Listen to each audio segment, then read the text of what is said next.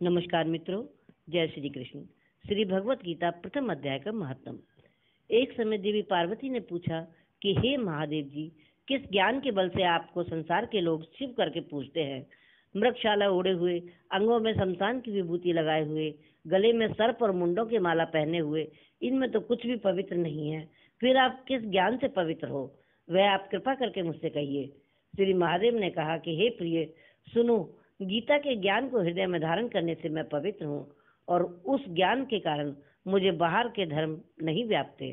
तब पार्वती जी ने कहा कि हे भगवान, जिस गीता ज्ञान की आप ऐसी स्तुति करते हैं, उसके सुनने से कोई कृतार्थ भी हुआ है? तो भगवान महादेव बोले कि इस ज्ञान को सुनकर बहुत से जीव कृतार्थ हुए हैं और आगे भी होते रहेंगे। मैं तुम्हें एक पुरानी कथा सुनाता हूँ। एक समय पाताल लोक में शेषनाग की सैया पर भगवान श्री लक्ष्मी नारायण आंखें बंद करके आनंद में मग्न थे। उस समय भगवान के चरण दबाती हुई श्री लक्ष्मी जी ने पूछा कि हे प्रभु, निद्रा और आलस्य उन जीवों को व्यापते हैं जो जीव तामसी होते हैं, फिर आप तीनों गुणों से परे हो। नारायण प्रभु वासुदेव हो, आप आंखें बंद किए हुए हो, मुझे बड़ा आश्चर्य हो रहा है। लक्ष्मी नारायण बोले कि हे लक्ष्मी, मुझको निद्रा और आलस्य नहीं व्यापता। एक शब्द रूप जो भगवत गीता है, उसमें जो ज्ञान है, उसके आनंद में मैं मग्न रहता हूँ। जैसे 24 अवतार मेरे आकार रूप हैं, वैसे ही गीता शब्द रूप अवतार है।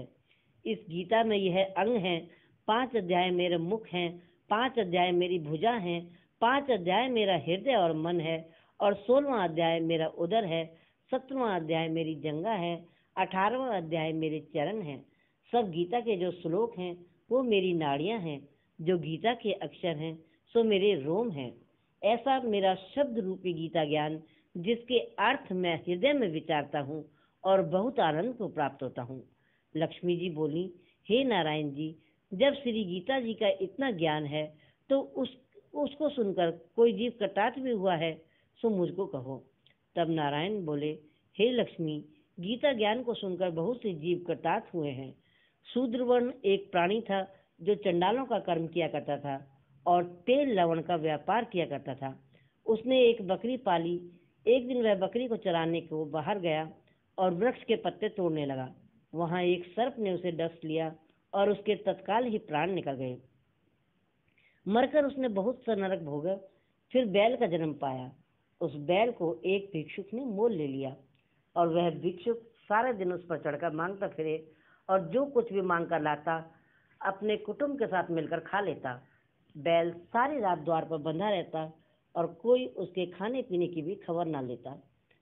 कुछ थोड़ा सा भूसा उसके सामने डाल देता और जब दिन चढ़ता तो फिर बैल पर चढ़कर मांगने निकल जाता।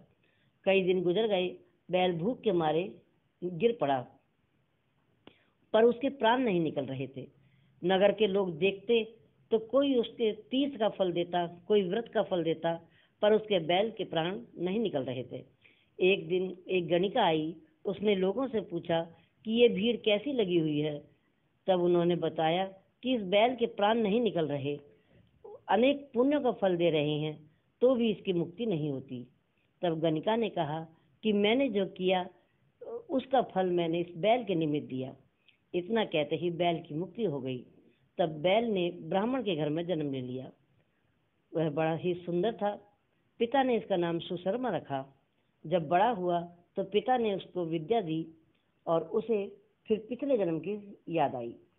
यह अति सुंदर हुआ और उसने एक दिन मन में विचार किया कि जिस गणिका ने मुझको बैल की योनि से छुड़ाया था, मैं उसका दर्शन करूंगा।